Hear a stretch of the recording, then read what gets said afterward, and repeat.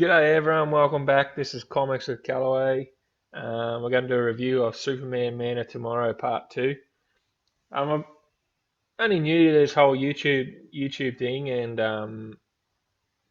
been trying to sort of, figure out a way to make my videos sort of my own and sound like my own and, have an opening line, like everyone does so that they're recognized. You got Tug, which is hey there. Geeks and Gamers is what's up, everybody. Just everybody's sort of got their own. Ethan's got his own intro, that sort of thing. So I've been trying to figure out what I can sort of do. And on one of my videos, someone said that I sound like a real Australian, and I've never really thought about it, but um, yeah, I guess I've watched a few of my videos, and my accent is really Aussie, and I figure, hey, why not? I'm Australian. Let's do my videos so I actually sound like an Aussie, and I'll talk like an Aussie, rather than trying to sort of talk a bit different to make your video sound a bit more different.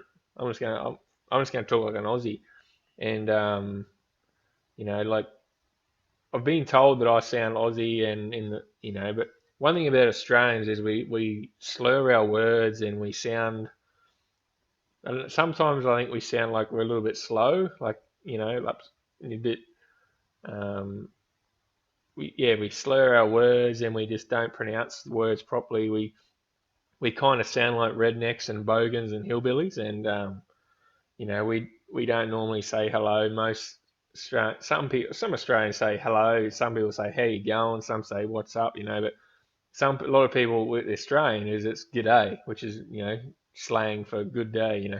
My granddad, he's in at 70s, and he's really true Aussie, and that's probably where I get it from. When he says hello, he's like "G'day, mate," or he doesn't even say mate like most Australians. My granddad, he says bloke.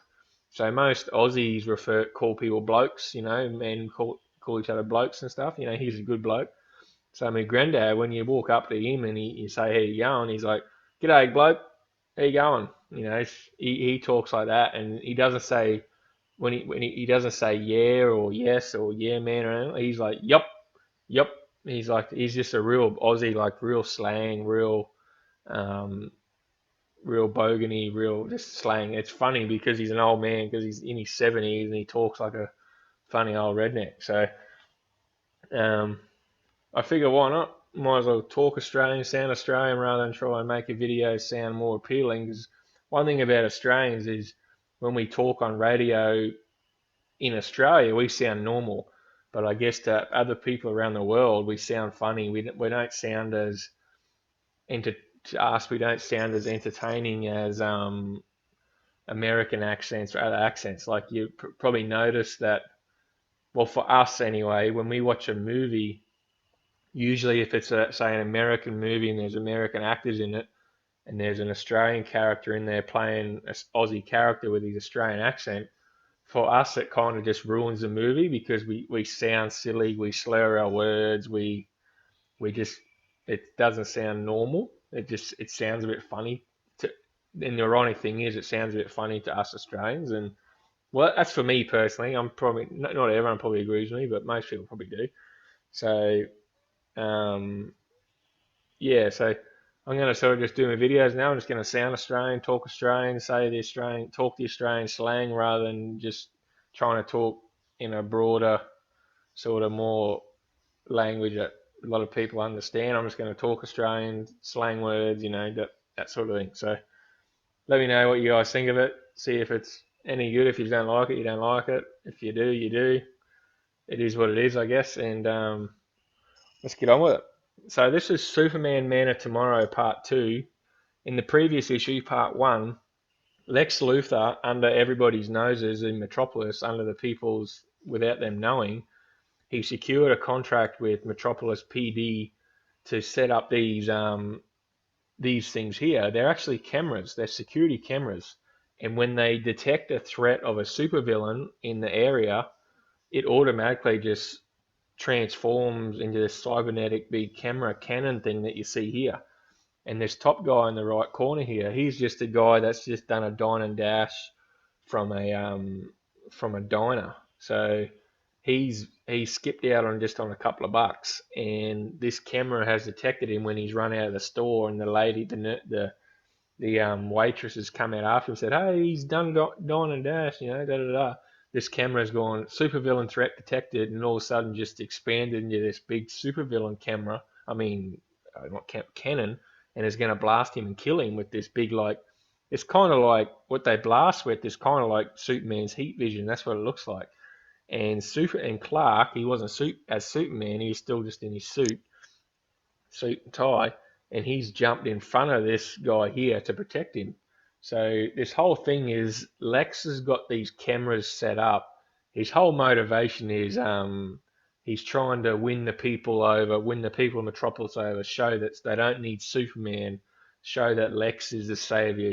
Just his ego power trip, his need for acceptance and his need for gratification and his ego. That's what this whole thing is about. These cameras. He wants everybody to realize that they don't need Superman, but they need Lex. The Metropolis needs Lex to be safe. That's what this whole thing with these cameras slash cannons are.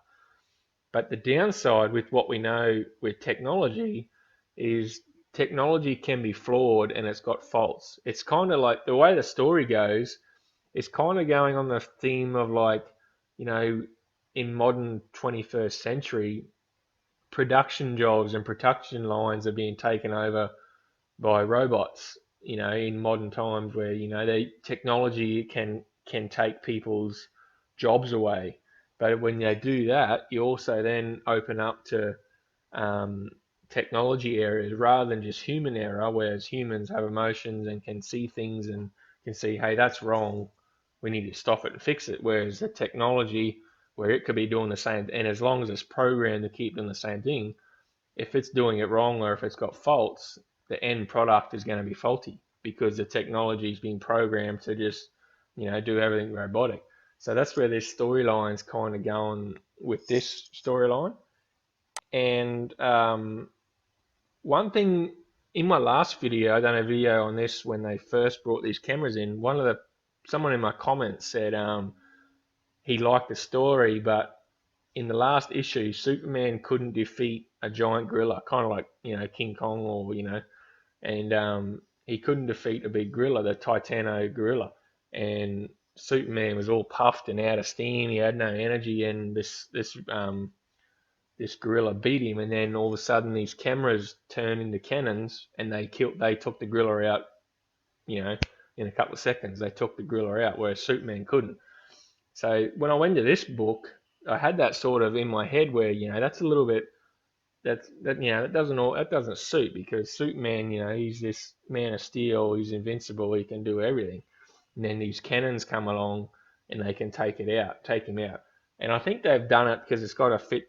That's the story that they've been working towards with these cameras, and it continues on, and these cameras, they take out Superman, and then so then Superman can't even take. So in this story, then Superman's got to try and find out what's going on with these cameras, and he wants to take out all these cameras. And he's here, he's just talking to the people, and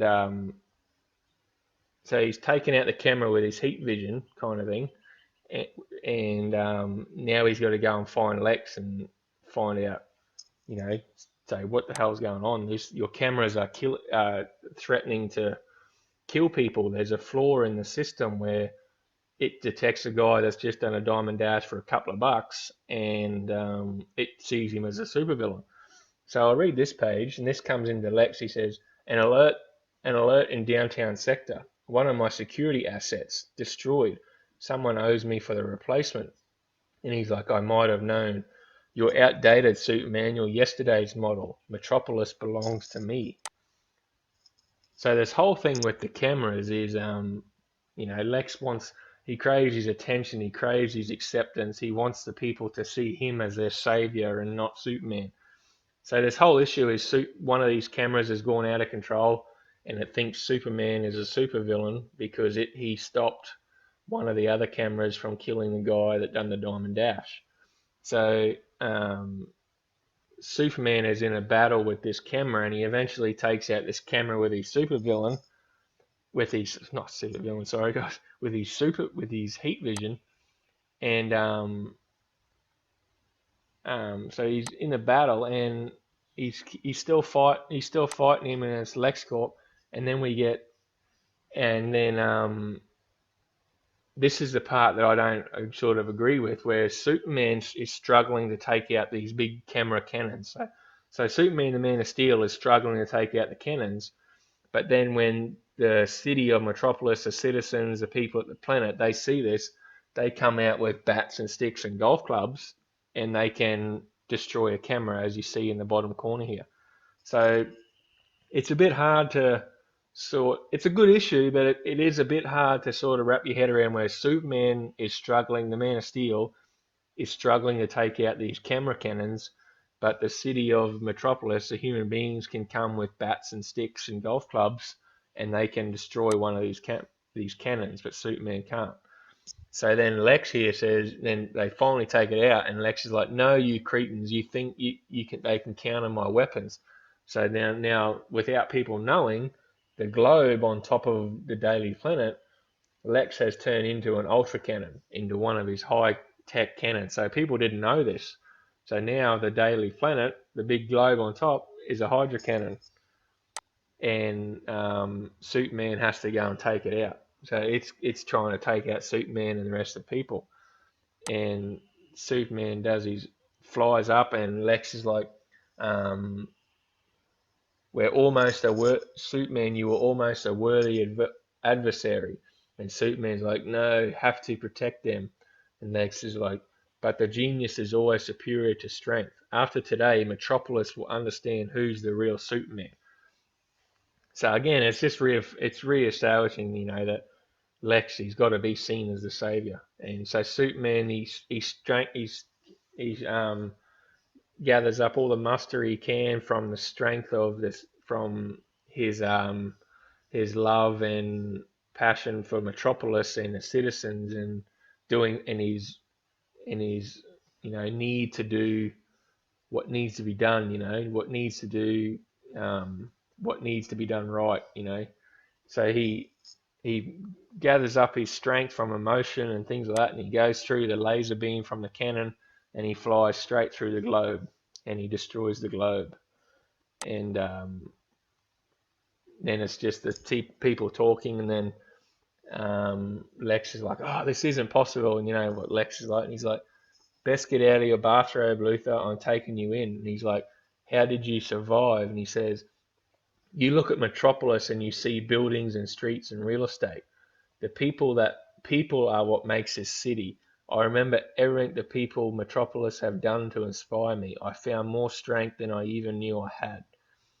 All the smarts and all the money in the world are nothing compared to people looking after each other." And then Lex is like, "We'll see." And it ends, Mr. Luther's been taken into the police department because they thought he was trying to do good by bringing in these cameras, but it turns out he had his hidden motive to turn these cameras into weapons. And they're like, "Oh, do you think?" Um,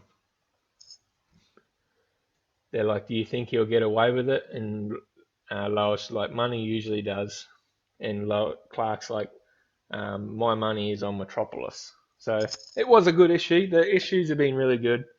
Apart from the part where it was a lot of fanfic in this comic where Superman couldn't beat the cameras. So then the people of Metropolis come in to save Superman.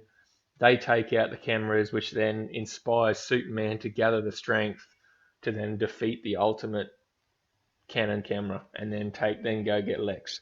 So the story sort of worked, but you have to sort of be able to get past a little bit of where Clark, it was all of a sudden couldn't beat a camera, whereas then when the people in the crowd come in with bats and sticks of wood and stuff, they could all of a sudden beat the camera, whereas Superman couldn't. So that part is like, that's just fanfic, and it's like, that's just silly, doesn't make sense.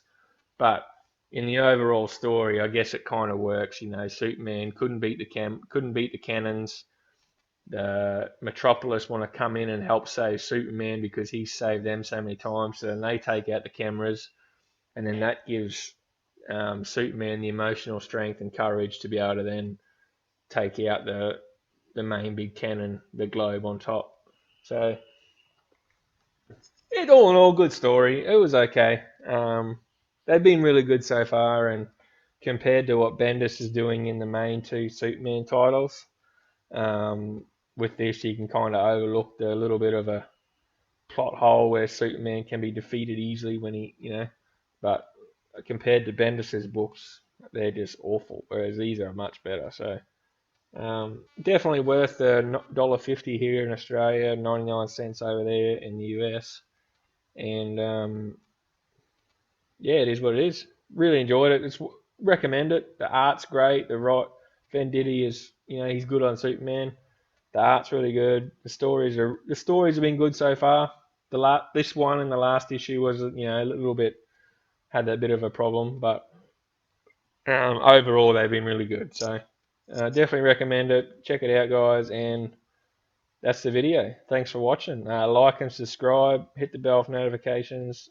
Share my videos. Check out my other videos and try to grow the channel. Thanks, guys. See you later.